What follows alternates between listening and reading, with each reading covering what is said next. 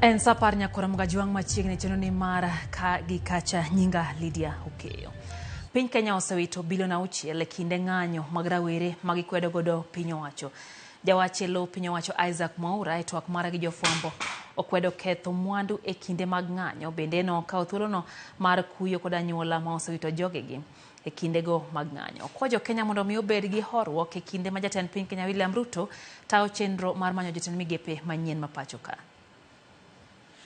Na ni kweli kwa sababu Wakenya wanafaa kuzungumziana, na ikumbukwe kwamba maridhiano hutokana na mazungumzo. Lakini tungependa kutoa rambirambi kama serikali kwa jamaa na marafiki wa wale wote ambao wameweza kuathirika na maandamano haya, na hususan wale ambao wamepoteza maisha yao kutokana na vurugu. Tuseme kwamba kama serikali tunakashifu vikali kwa sababu kuna waandamanaji ambao wanafanya njia hii kutokana na heshima na utaratibu, lakini kuna watu ambao wamejiingiza pale ndani ambao wanaleta vurumai na vurugu na wizi na uharibifu wa mali ya umma na mali ya watu kibinafsi, hata biashara za watu. Na tunataka kukemea kabisa mtindo huo, kwa sababu sasa hivi unapoangalia waandamanaji wengi ni wale ambao wanataka kuleta vurugu na ukosefu wa amani katika nchi yetu ya Kenya. Kulingana na KRA, tayari tumeweza kupoteza shilingi bilioni 6 kutokana na maandamano haya, na hiyo inamaanisha kwamba tukiendelea kufanya hivi hata kazi za watu zitaharibika na vijana wetu hawataweza kupata ajira ipasavyo. Kwa hivyo tunatoa kauli mbiu kwamba tumesema tuwe na dialogue, tuwe na mazungumzo. Ningependa kutoa mwito kwamba mazungumzo haya yaanze katika manyumbani mwetu. Wazazi, tuwazungumzie watoto wetu, kwa sababu tusiharibu nchi hata kidogo, kwa sababu hatuna nchi nyingine isipokuwa hii nchi yetu ya Kenya. Onge jatend sirikal ma ibiro medi osara e hiko omenda gana 2024 gana 2025 kaluwore kod duol mochung'ne osach jotije piny owacho SRC. Nok mar omenda e sirikal tok wito oko paro mar chik mar omenda magana 2024 ma biro kelo mano. SRC bende omedo ni sirikal ok oketo budget moro amora ne chenro manochan mar medo jotije osara ma nonengo chakre dwe mar 7 higani. SRC bende wacho ni otimo kama tok lalruok kod migawo mar omenda kendo tok rango pend chike mapacho ka kare mar 230 kare mar 5 maneno ni omenda mantiere oromo chudo mar osara e hiko omendani. SRC omedo ni meto mar osara mitimo higa ka higa ibiro tim mana e budget mantiere.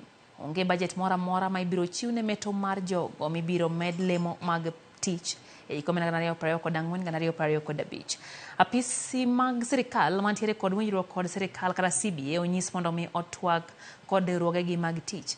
SRC osingo mar dhi nyime gi rango kaka weche chalo kendo oketo lokruok ne kaka owinjore.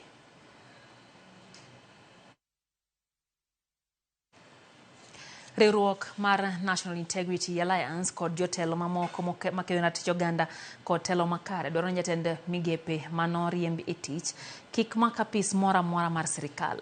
Gilero ni wito gi oko nyiso ni tich otamogi kendo jopiny onge kod geno ka gikwayo duol makedo kod mibadhi mondo mi onon mwandu mar jotend migepego kendo omenda moro amora ma ok oyud e yo maler owinjo duok ne oganda jo Kenya. Cabinet does not in any way address the deep-rooted rot within our government and our governance structures, for which rot he must take full responsibility. The dismissal of the cabinet and the resignation of the former Inspector General of Police, Japheth Koome, must of necessity be accompanied by concrete measures and immediate actions to restore public confidence. The National Integrity Alliance unequivocally calls for the following actions. 1, that the dismissed cabinet secretaries should not hold public or state offices again. EACC must take timely and decisive action to restore public trust and demonstrate that no one is above the law. This is the time for Parliament to redeem itself in line with the mood of the country. The Parliamentary Committee on Appointments and the National Assembly at large, while vetting nominees for Cabinet Secretary, must consider only persons who are in compliance with the leadership and integrity tenets as enshrined in Chapter 6 of the Constitution. Piny owacho yango chenro matao kuonde tiegruok mag tije lwedo mapacho kama biro tiyo nyaka higa 2027.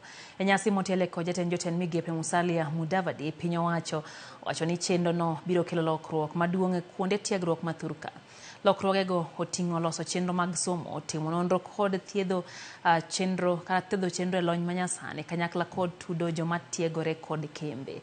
Kamano bende Mudavadi okwayo rawere orit kwe, mowacho ni biro konyo piny Kenya e yore moting'o nyaka bedo gi ochumi motegno kochiwo ranyisi gi piny mar Somalia ma pod temo chiro ochumi margi kaluwore kod tulo mane ogo tach e pinygi.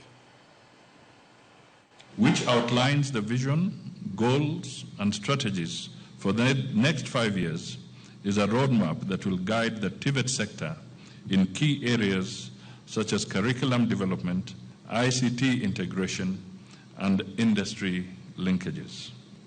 As we put the corrective measures in place going forward, our key anchor must be peace and stability, so that that environment can be conducive for everybody to go about their activities. The countries that have suffered have taken up to 40 years to start showing signs of recovery. Somalia went into chaos. It is now they're beginning to show a little bit of recovery. 40 years. I want to express my heartfelt gratitude to everyone who has contributed to our success in the past year. The achievement of the past year, of course, are a testament to our collective effort. It's your unwavering support and collaboration that has made these accomplishments possible. Let us continue to work together, innovate, inspire, and drive CBET implementation in Kenya. Duol mochung'ne ng'ado rieko ne oganda Jo-Islam, Kenya Muslim National Advisory Council (KEMNAC) koro dwaro ni okaw okang' ne jotend migepe manoriembie tich to chutho mago mitudo kod weche mag mibadhi. Kane giloso gi jofwambo Mombasa, jakom duolno Sheikh Juma koni en ayanga ne moko kuom jotend migepego ne orocho ratiro mag chike ma pacho ka omiyo ma e thuolo maber monego kawnegi okang' mar chik. Kata kamano gikwayo jatend piny Kenya William Ruto mondo omi oduogi e tich Attorney General ma pacho ka Justin Muturi ka gikone piny Kenya ok nyal tama onge jago mang'ado rieko ne piny owacho. Kindiki na IG washtakiwe kwa mauaji ya Wakenya mbalimbali na utekaji nyara usiojulikana. Hiyo ni Kindiki na IG Koome. Duale akamatwe kwa kupeleka jeshi kila mahali. Hii si nchi ya kijeshi imepinduliwa. Mahakama ilipopitisha kwamba jeshi lipelekwe kila mahali, yeye angekataa. Kwa sababu jeshi linapelekwa kila mahali kama nchi imependuliwa au rais ametangaza state of emergency. Kenya haijapenduliwa na rais hakutangaza state of emergency. Ilikuwa vipi Adan Duale ukubali kupeleka jeshi kila mahali kuwatisha wa Kenya? Lazima ashtakiwe, ajibu mashtaka na aende ndani. Na hivi sasa namuomba Mheshimiwa Rais Ruto, kila aliyekuwa waziri katika baraza lako asiruhusiwe kutoka nje ya nchi mpaka mambo haya yote yawe kamili na yasawazishwe. Wale mawaziri wa zamani waliokuwa na kesi zao zifufuliwe kabla ya kuwa waziri. Ikiwa wewe ulikuwa na kesi wakati ule umpata nyamnyamu wakati rais akiwa yuko pale na uchaguliwa waziri, basi hivi sasa usi waziri tena, regeshwa mahakamani kwa kesi yako, irudiwe tena ile kesi. Anyuola moro mawuokie kar dak ma Kabartigan e kaunti ma Kericho oyudo buok bang' yudo ringre nyithindgi ariyo mani kind higni 6 kod 8 katow kendo yako kod guogi. Ruoth ma gweng'no Leonard Kurgat mane twak kod jofwambo oyudo wach kowuok kuom jopiny kendo chopo mare kanyo oyudo ringre 2 mar nyithindogo pok oyang gima dine kel tho margi. Kata kamano nonro dhi nyime kinde ma bende ikwayo jonyuol mondo omi orit nyithindgi ahinya to kindegi ma bende koro lor skunde ma pacho ka.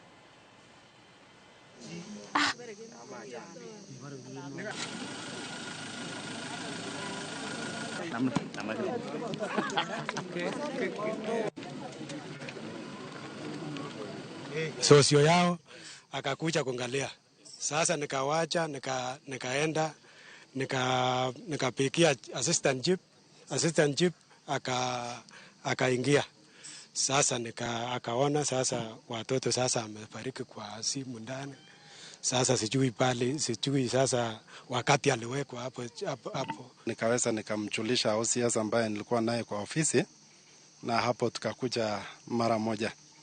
Kufika hapo tukaweza kuitazama, ambapo wananchi wachache pia walikuwa wamefika hapo, na katika ile hali ya kuiangalia vizuri tukagundua kwamba kuna miili miwili ya watoto ambao mkubwa wao ni msichana wa miaka 8 ambaye na mdogo wake ni kijana mfulana wa miaka 6.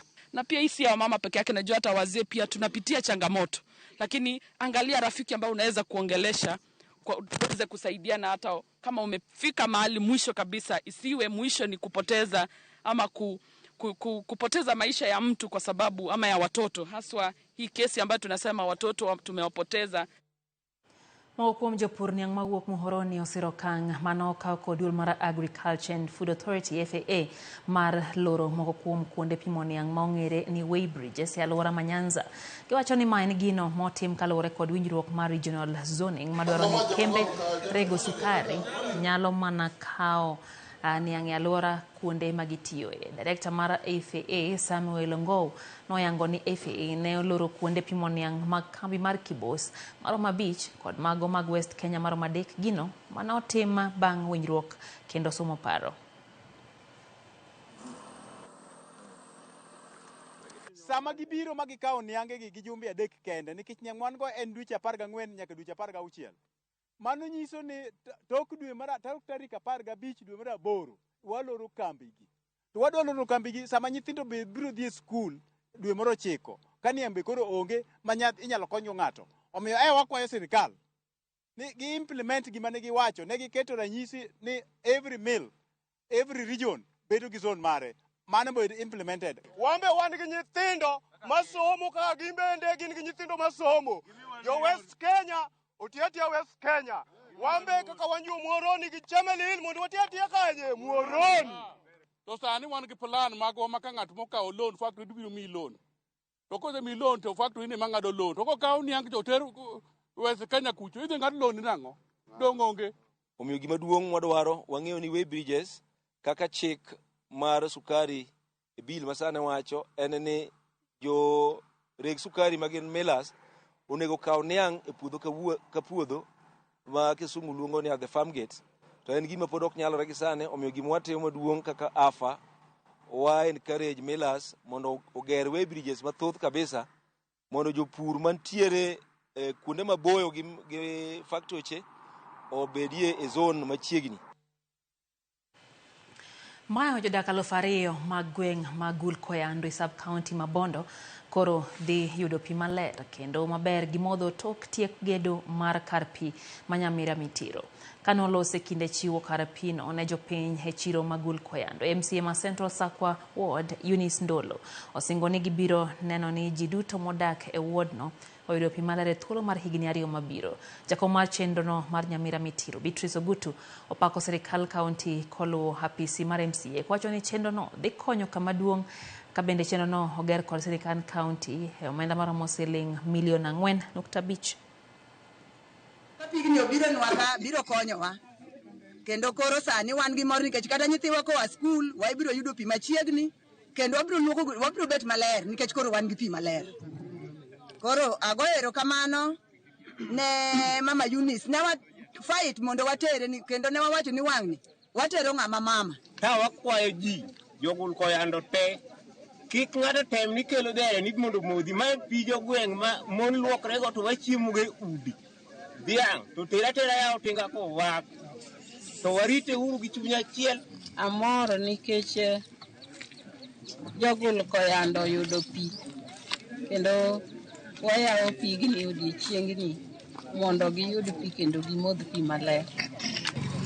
Pi ma wahando kawuono ni the community obro konyo ji maromo 2,000 gi wiye. Pigni ne koketne pesa e budget moromo 4,500,000 emolose momiyo chopo kama entie. Kendo an kaka MCA ma South Sakwa an gi mipango ni South Sakwa duto biro yudo pi within the time ma odong'ni.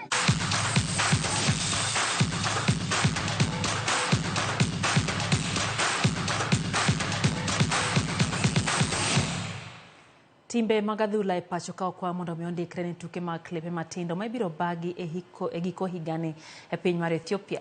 Kaluwore kod jogo mabago tukego ma onyoro jotugo matindo kowuok higni 7 nyaka 17, gibiro gwelo jogo ma miyo kata mang'iyo talanta e kind jotugo mawuok e piny mangima, mabiro miyo talanta kindeno bende tiegruok gi puonje ma bende giyudo motenre kod adhula ibiro chiw negi puonjruok e kinde duto. In Europe, our partners in Spain, France and Italy, and the UK, and in Tunisia. And they're all coming up to look for talents in this tournament. Because the tournament is about nurturing talents and talent search. When it comes to football, Tunisia is well known. They had the chance to win the 2004 African Cup. That it's good to have the kids from different other countries, and especially from Kenya, to have the opportunity to participate in such kind of high-level tournaments.